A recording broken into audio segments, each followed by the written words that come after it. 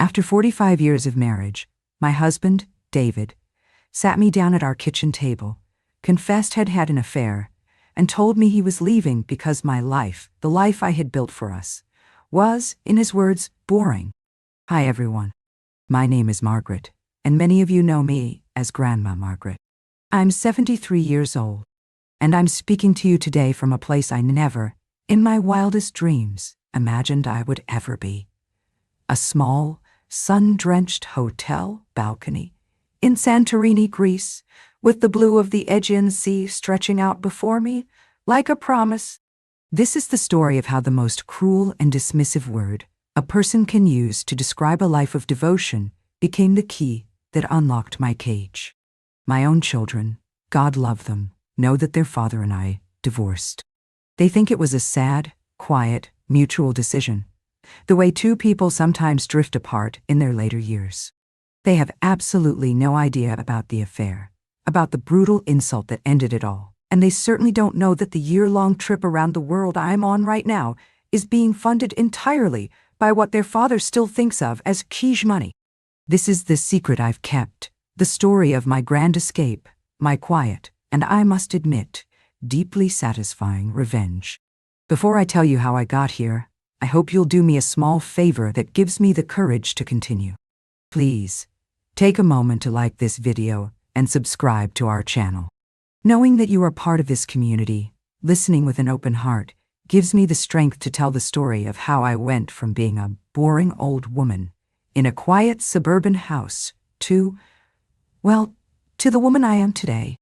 Thank you. To understand why being called boring felt like a knife to the heart, you have to understand the beautiful, intricate, and yes, quiet life that David and I built together. Our love story wasn't a whirlwind romance or a dramatic epic. It was a slow-growing, sturdy old oak tree, with deep roots that I thought were strong enough to withstand any storm. My story, our story, began in the year 1974. I was a librarian, and he was a young, ambitious architect who would come in to study blueprints. I was quiet. He was charismatic.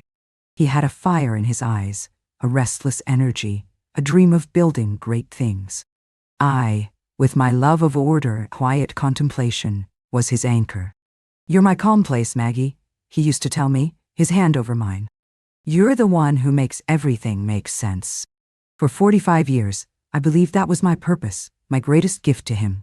Our life was, it was wonderfully, beautifully, and predictably boring. And it was a life we built together, brick by brick. We had 2 children, a son and a daughter. We raised them in a lovely, comfortable home in a quiet, leafy suburb. And that life, that boring life, was a masterpiece of shared creation. Our Sundays were for pancakes and the crossword puzzle, a ritual so ingrained I could do it in my sleep. Our summers were for gardening, his hands turning the soil, my hands planting the seeds, working together under the warm sun. Our evenings were for reading side by side in our matching armchairs, the comfortable silence broken only by the turning of pages. I was the architect of that life's infrastructure. While he was the brilliant one, the one with the big ideas at his firm, I was the one who made the world run. I was the one who remembered the birthdays, who scheduled the dentist appointments, who made sure the bills were paid on time. And that included our finances. Early on, David, in his big picture brilliance, found the details of household budgeting and investing to be, in his words, tedious. "Maggie, you're so good at this stuff," he'd say, handing me a stack of bank statements with a wave of his hand. "You handle it, you make the money grow. I'll make it, you manage it." And so I did. For over 40 years, I was the silent, invisible CFO of our family. I took our modest savings, and with the patient, diligent research I learned as a librarian, I invested it. I made it grow, slowly, steadily, quietly. I never took big risks. I built us a financial foundation that was as sturdy and reliable as our old oak tree in the backyard. It was our secret, the quiet engine that powered his exciting life as a successful architect. He saw the numbers go up, but he never bothered to ask how. He just trusted that his boring, sensible wife was handling it. He had no idea how much I had grown our nest egg. He just knew it was there, a comfortable cushion beneath him. The change in him was so gradual, it was like the changing of the seasons. You don't notice it day by day, and then one morning, you wake up and there's a chill in the air that wasn't there before. It started around the time he retired, about 5 years ago. The fire in his eyes, the restless energy I had so admired, had nowhere to go. The architect who had built skyscrapers suddenly found himself with nothing to build. He became discontent. The quiet, comfortable life that had once been his sanctuary now seemed to feel like a cage. The predictable rhythm of our days, which had been a source of comfort, now seemed to be a source of irritation for him. "Is this all there is, Maggie?" he'd ask, looking out the window at our beautiful manicured lawn. "We've worked our whole lives for this? For quiet evenings and gardening?" I didn't know how to answer him. This was the life we had planned. This was the dream we had worked for. For me, it was a peaceful, beautiful reward. For him, it was a life sentence of boredom. He started trying to find excitement elsewhere. He bought a ridiculously expensive, bright red sports car, a car that looked absurd, parked in our quiet suburban driveway. He started going to the gym, not for his health, but for his vanity, coming home with tales of how much he could lift, how he was stronger than men half his age. He dyed his hair, a subtle change at first, then more obvious, a desperate attempt to hold back the tide of time. I supported it all. I told him he looked handsome. I told myself it was just a phase, a man struggling with the loss of his career, his identity. I didn't see it as a rejection of me, of our life. I saw it as his own private battle. I tried to be more exciting, more spontaneous. I suggested we take a trip, maybe go on a cruise. "Cruises are for old people, Maggie," he'd said with a dismissive wave of his hand. The man I had loved, the man who had cherished our quiet life together, was slowly being replaced by a stranger. A stranger who was embarrassed by the life we had built. A stranger who was embarrassed by the quiet, comfortable, boring woman I had become, the very woman he had asked me to be. And it was that stranger who, in his desperate search for a new, exciting life, opened the door to the affair that would destroy our old one. The affair, when it began, was not a secret I uncovered through a dramatic discovery. There was no lipstick on his collar, no mysterious late-night phone calls.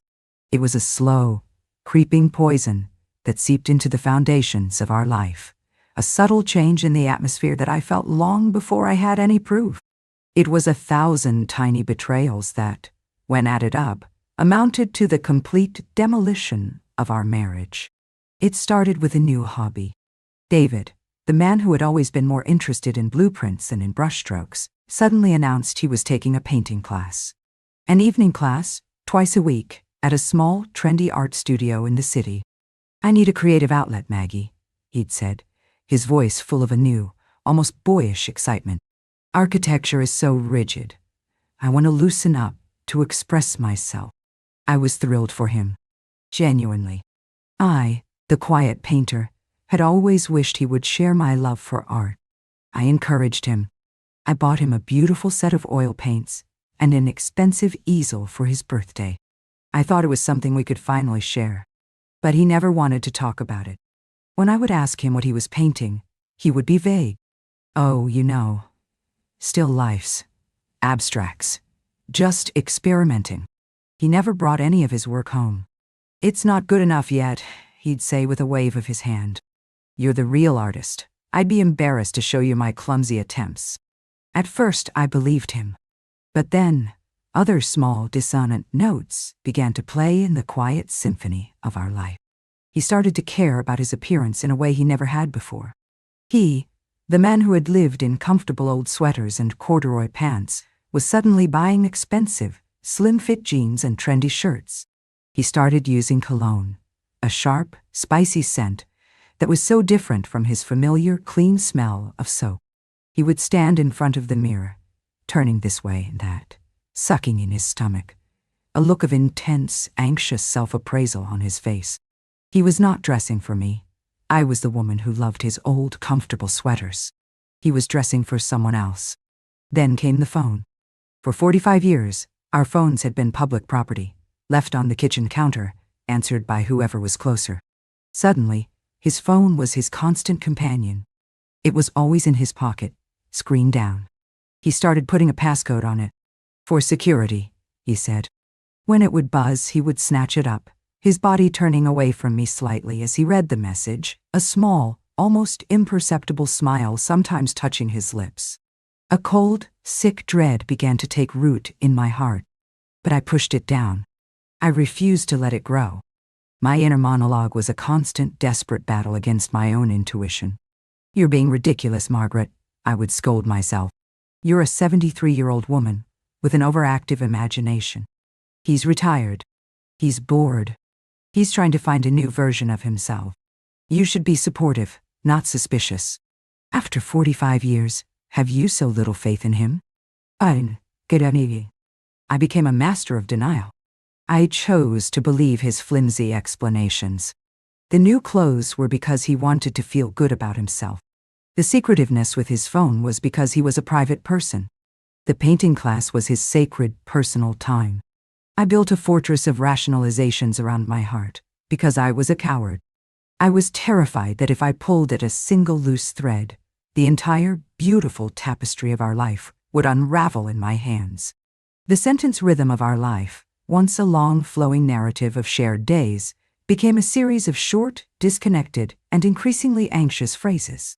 Where is he? Who is he texting? Why is he home so late? The comfortable silence in our matching armchairs was gone, replaced by a tense, heavy quiet, thick with unspoken questions and unacknowledged fears. For almost a year, I lived in this state of willful blindness. And then, he ended it. Not because I confronted him, but because I realized now he had simply grown tired of the effort. He was ready to move on to his new, exciting life. And I, his boring old life, was a loose end that needed to be tied up and discarded. It happened on a Tuesday, a perfectly ordinary, boring Tuesday. I was in the kitchen, paying the monthly bills, the quiet, meticulous task that had been my domain for our entire marriage. David came in. He didn't sit down. He stood in the doorway, his arms crossed, a look of grim, rehearsed resolve on his face. "Margaret," he said, his voice flat and devoid of all emotion. "We need to talk." I looked up from the pile of envelopes, my heart giving a slow, painful thud. I knew, with a sudden, chilling certainty, that this was it. The moment I had been dreading and denying for a year had finally arrived. "I'm not happy," he said, the two most selfish words in the English language. "I haven't been happy for a long time." I just stared at him, my pen frozen over the checkbook. I couldn't speak.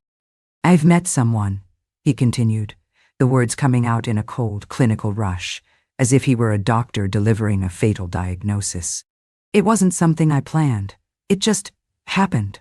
She's an artist. The instructor at my painting class. Her name is Sophia." Sophia. So, there had been a woman all along. There had been no paintings. There had only been Sophia. "We've been seeing each other for about a year," he said, and the casual cruelty of that admission, the confession of a year-long, calculated deception, was like a physical blow. A year of my life, a year of my denial, had been a lie he was actively, consciously feeding me. He finally looked at me then, and there was no remorse in his eyes. There was no pain. There was only a kind of weary impatience. He was waiting for the tears, the hysterics, the drama. He was waiting for the boring, predictable reaction from his boring, predictable wife. But I was too shocked to cry. I was in a state of suspended animation, my entire world crumbling in slow motion. "I'm leaving you, Margaret," he said, the words as final as a death sentence. "I'm in love with her. She's exciting. She's spontaneous. She makes me feel alive. The life we have, this quiet, predictable life, it's not enough for me anymore. I need more." And then came the word. The single, dismissive, soul-crushing word that would become the anthem of my liberation. He looked around my kitchen, at the clean countertops, the neatly organized spice rack, the stack of bills I was so diligently paying to keep his world running smoothly. He looked at me, in my simple, comfortable clothes, my graying hair, my life of quiet, steady devotion. And he sighed, a deep, frustrated, and utterly contemptuous sigh. "It's just all so boring," he said. "I bring my 45 years of love, my partnership, my role as his anchor, his calm place, my careful stewardship of our home, our family, our finances, my entire life's work, the beautiful, intricate, quiet world I had built for him, for us, was dismissed with a single, lazy, and unimaginably cruel word. He had not just confessed to an affair. He had passed a judgment on my entire existence. And he had found it lacking. He had found Aimee lacking. In that moment, a year of pent-up fear, of denial, of self-blame, crystallized into a single blinding point of pain. It was the pain of being not just betrayed, but completely and utterly devalued. Of being told that the life you had poured your soul into was, in the end, worthless. He saw the look on my face, the shattered, uncomprehending horror, and he mistook my shock for weakness. He thought he had won. He thought the quiet, boring, sensible woman he was leaving would crumble, would beg, would make a scene. He had no idea what that one single word had just done. He thought he was ending a marriage. He had no idea that he had just, with that one careless, contemptuous word, started a war. The silence that followed his pronouncement, boring, was the most profound silence our house had ever known. It was not the comfortable, companionable silence of our reading evenings. It was the absolute, airless silence of a vacuum. It was the sound of a 45-year partnership being snuffed out like a candle flame. I stared at him, my mind a complete and utter blank. I was trying to reconcile the man standing in my kitchen, this cold, cruel stranger, with the boy I had fallen in love with in a quiet library decades ago. They were two different people. The boy had been replaced by this monster of middle-aged vanity. He took my silence as acquiescence, as the shocked submission he had been expecting. He seemed almost relieved. The difficult part, the confession, was over. Now he could move on to the practicalities, the logistics of his grand escape. "Look, Maggie," he said, his voice shifting into a brisk, businesslike tone that was somehow more insulting than his anger. "I don't want this to be ugly. We're not children. We can be civilized about this." He pulled out a chair, his chair, the one at the head of the table, and sat down, as if he were about to conduct a business meeting. He had a folder with him, a sleek, leather-bound folder that he placed on the table between us. He had come prepared. This was not a spontaneous confession. This was a planned presentation. "I've had my lawyer draw up a preliminary separation agreement," he said, opening the folder. "I want to be more than fair. I will always care about you, and I want to make sure you're taken care of." The condescension was breathtaking. He, the man who had just shattered my life, was now positioning himself as my benevolent protector. He slid a piece of paper across the table towards me. It was a list of assets, neatly typed. Our house, our cars, our investment portfolio, the portfolio that Bing had built, that G had managed, that G had nurtured for 40 years. "As you can see," he said, tapping the paper with a manicured finger, "our net worth is substantial, thanks to my success, of course." He didn't even have the grace to acknowledge my role. It was all his. "I propose a simple 50-50 split of all assets. The house will have to be sold, naturally. It's too big for one person, but your half will be more than enough for you to buy a lovely little condo somewhere. You'll be very comfortable. You'll never have to worry about a thing. You'll never have to worry about a thing." My inner monologue was a low, stunned hum. My house. Sell my house. The house where I raised my children. The garden we planted together. A lovely little condo. He was describing my future as if he were discussing a retiring employee he was putting out to pasture. "I'll move into the guest room for now, just while we get things sorted," he continued, oblivious to the silent devastation he was wreaking. "I'll be discreet. It will give you time to adjust." Adjust. The word was so clinical, so sterile. as if I were a piece of machinery that needed to be recalibrated. I still hadn't said a word. I couldn't. My throat was closed. My tongue was a leaden weight in my mouth. I just stared at the piece of paper, at the neat columns of numbers that represented my life's work, a life that was now being liquidated. The days and weeks that followed were a living nightmare, a masterclass in quiet, sustained, psychological cruelty. He moved into the guest room, as promised. But he was not discreet. He was a ghost at the feast of my grief, a constant, cheerful, and utterly oblivious presence. He would whistle in the mornings as he got ready for his painting class. He would talk on the phone to his new love, Sophia, his voice full of a youthful, sickening affection, with no regard for the fact that I was in the next room, my heart a raw, bleeding wound. The recurring hurtful details were like 1,000 tiny paper cuts, each one stinging more than the last. He started bringing his laundry out for me to do, leaving it in the hallway outside his room, just as he always had. The first time I saw the basket, filled with his clothes that now smelled faintly of a different woman's perfume, I felt a wave of nausea, so profound, I had to grip the wall to steady myself. And I, the stupid, conditioned, dutiful wife of 45 years, I picked up the basket. I washed his clothes. I folded them. And I left them, neatly stacked, outside his door. I did it because it was what I had always done. I did it because I didn't know who I was if I wasn't his wife, his caretaker, his boring, reliable Maggie. The most cutting dialogues were the ones where he tried to act like my friend, my confidante. He would come into the kitchen while I was making dinner, a meal I was now cooking for a man who was leaving me, and he would talk about his new life, his new happiness, as if he were sharing a pleasant piece of gossip. "Sophia's just incredible, Maggie," he said one evening, leaning against the counter as I chopped vegetables. "She's teaching me to see the world in a whole new way. We went to a gallery opening last night. It was so vibrant, so alive." He was torturing me, and he didn't even know it. Or maybe he did. Maybe he was trying to justify his betrayal by constantly reinforcing the narrative that his new life was exciting and vibrant, and that our old life was a gray, lifeless thing that he was right to escape. He needed me to be boring to make his own actions feel less monstrous. The sentence rhythm of my life became a slow, mournful dirge. Wake up. Make coffee. He leaves for his lover. Cry. Pay the bills. He comes home. Make dinner. He talks about his lover. Cry. Go to sleep.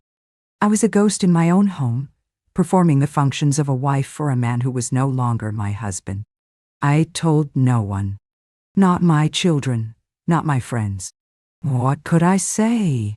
My husband is leaving me because I'm boring, but he's still living in the guest room, and I'm still washing his socks. The shame was a suffocating blanket. I was a cliché. The good, dutiful wife cast aside for a younger, more exciting model. I felt pathetic. I felt invisible. The final straw, the thing that finally, blessedly, shattered the paralysis of my grief, was an act of supreme, thoughtless, and utterly revealing arrogance. It was a Saturday morning, about a month after his confession. He came into the kitchen, dressed in his new, trendy clothes, smelling of his new, spicy cologne. He had a piece of paper in his hand. "Maggie," he said, his voice full of an almost paternalistic kindness, "I need you to do me a small favor." He slid the piece of paper across the table.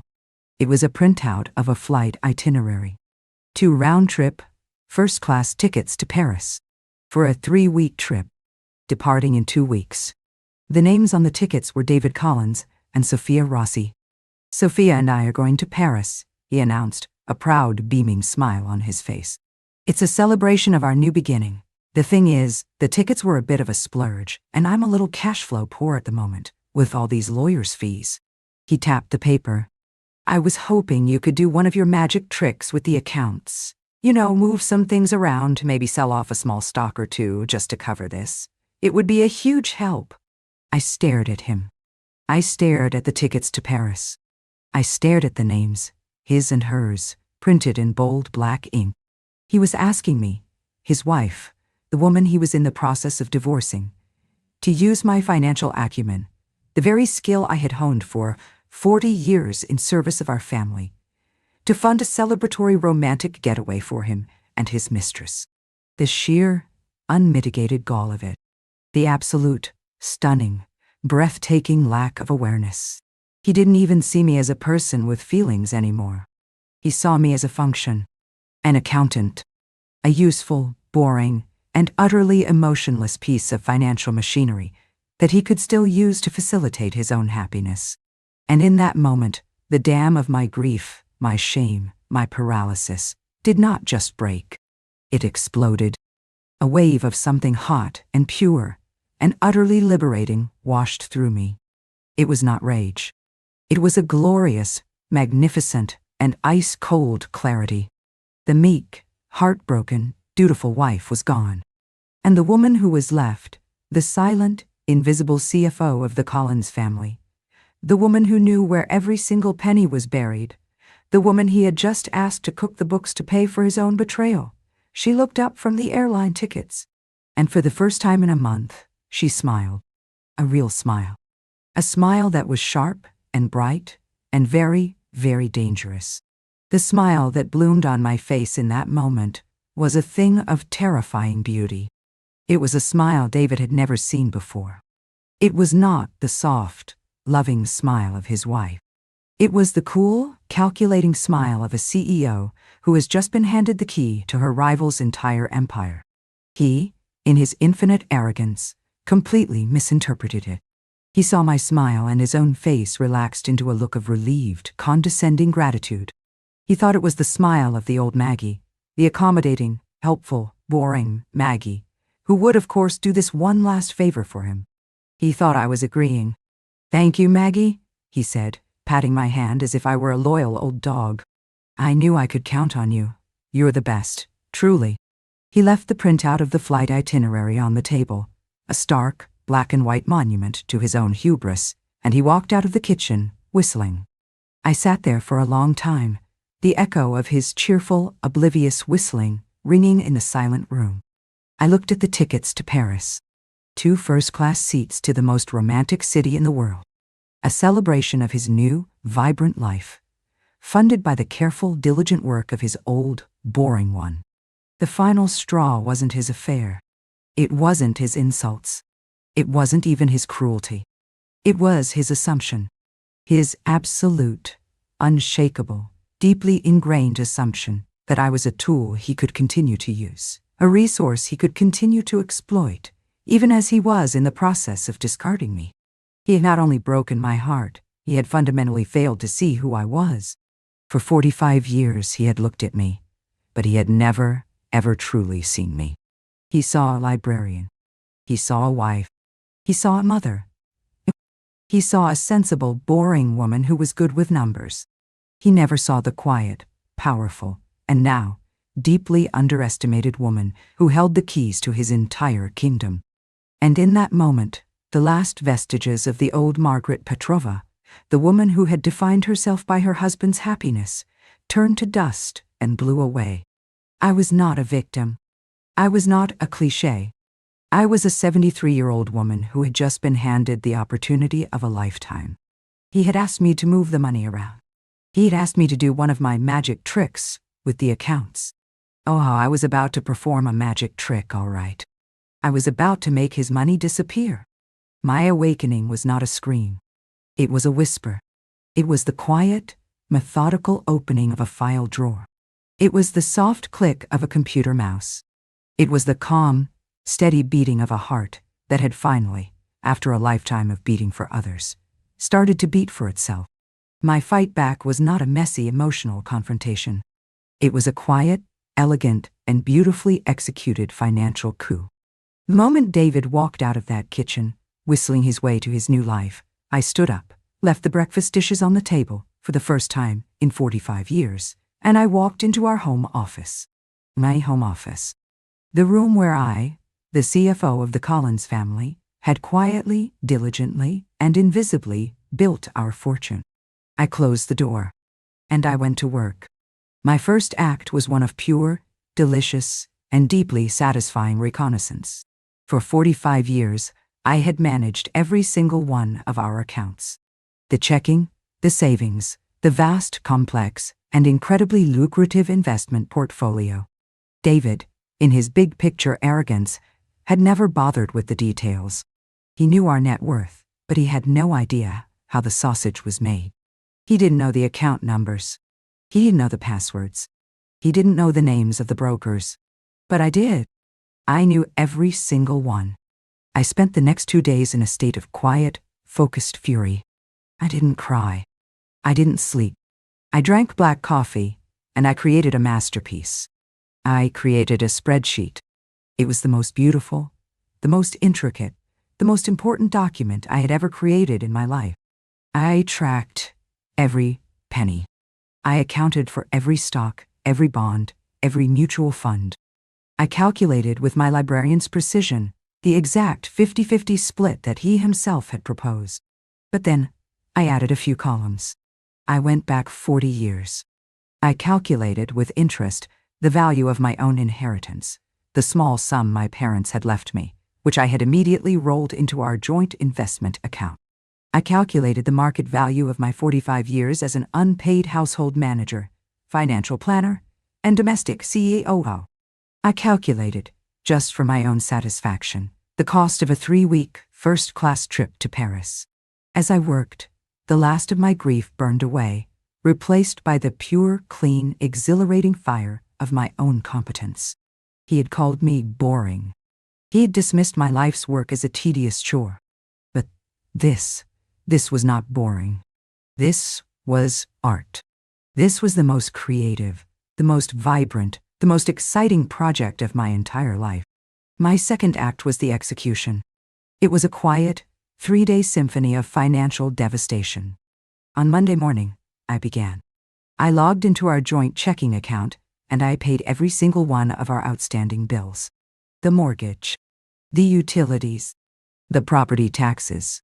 I paid them all, right up to the current date. Then, I transferred exactly 50% of the remaining balance to a new checking account I had opened online under my name only. Then I moved on to the real prize, the investment portfolio, the vast, beautiful, and complex machine that I had built and maintained for decades. One by one, I began to dismantle it. I didn't do it recklessly. I did it with the cool, methodical precision of a surgeon. I sold off the stocks that were peaking. I liquidated the bonds that were nearing maturity. I turned 40 years of patient, steady growth into a mountain of cold, hard, and beautifully liquid cash. And then I split it, down to the very last penny. Exactly 50% of the total value I transferred into a series of cashier's checks made out to David Collins. The other 50%, plus the carefully calculated sums of my own inheritance and my back pay, I wired directly to a new, private, and completely inaccessible investment account at a different firm. An account that was in my name, and my name alone, and my name alone. My final act was the escape. I looked at the flight itinerary he had left on the kitchen table. David and Sophia were leaving for Paris in 1 week, which meant I was leaving sooner. I went online, and I didn't just book a flight. I booked a journey, a one-way first-class ticket to London, a reservation at a beautiful hotel in the heart of the city for 1 month. From there, I would decide my next move. Maybe I would go to Paris too. Maybe I would go to Rome. Maybe I would finally see the pyramids. The world, for the first time in my life, was my own. I packed 2 suitcases. I packed my best clothes, my favorite books, and the few pieces of jewelry that held real sentimental value. I did not pack a single photograph of him. The day before I was due to leave, I executed the final step of my plan. I went to the bank and I retrieved the cashier's checks made out to David. I went to the post office and I mailed them, via certified mail, to his lawyer's office. I came home to the quiet, empty house, and I wrote him a letter. A short, simple, and beautifully boring letter. I placed it, along with the flight itinerary for his now canceled trip to Paris, on his pillow in the guest room. Then, I called a taxi, and I walked out of my house, my life, my 45-year marriage. And I did not look back. I was not the quiet, boring librarian he had left. I was a 73-year-old woman with a first-class ticket, a new, multi-million-dollar investment portfolio, and a world to see. He wanted a new, exciting life. I had just decided to go and get one for myself. I landed in London feeling like a completely new person. The weight of 45 years of being sensible, of being the anchor, had lifted. I was a balloon that had finally been released.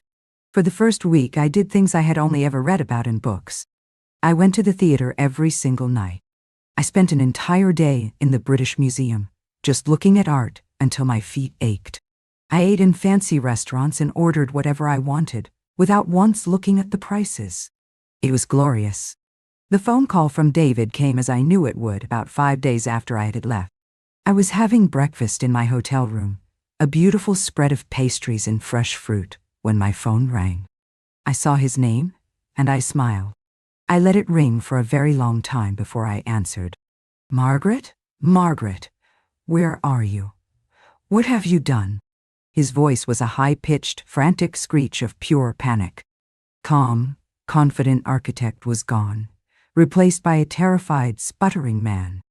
"David," I said, my voice calm and cheerful. "How lovely to hear from you.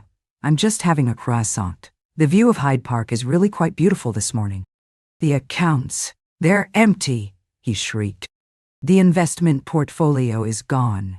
What did you do with my money?" "Your money, David," I corrected him gently. "And I haven't done anything with it.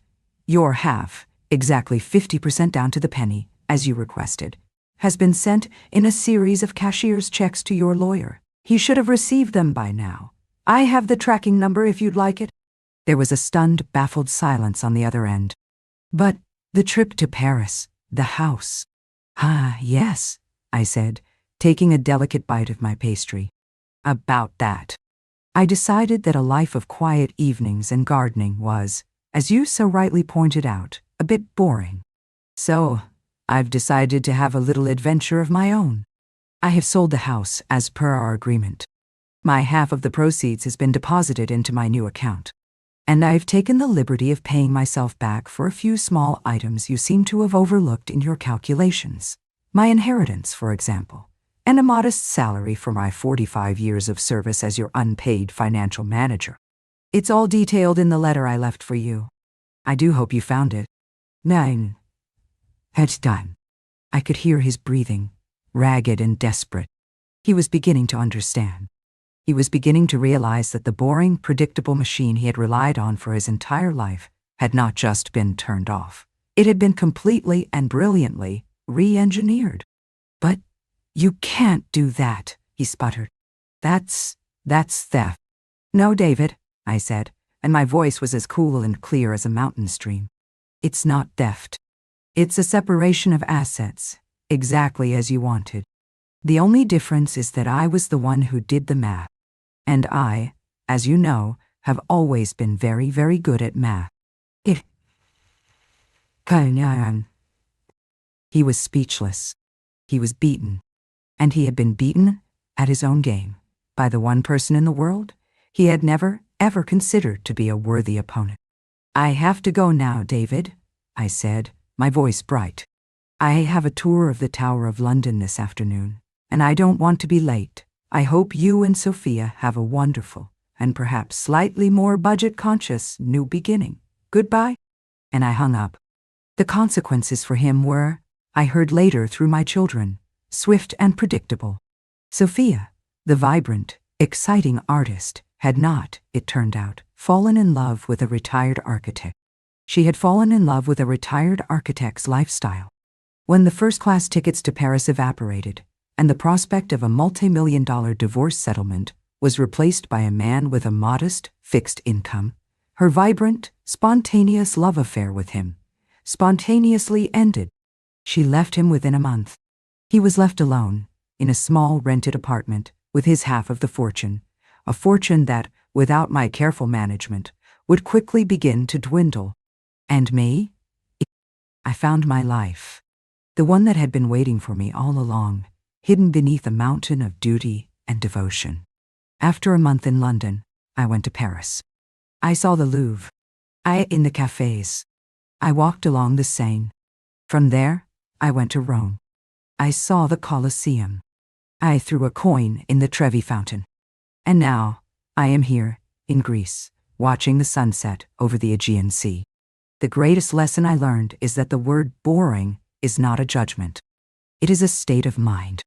My life had not been boring. It had been rich and deep and full of a quiet, steady love.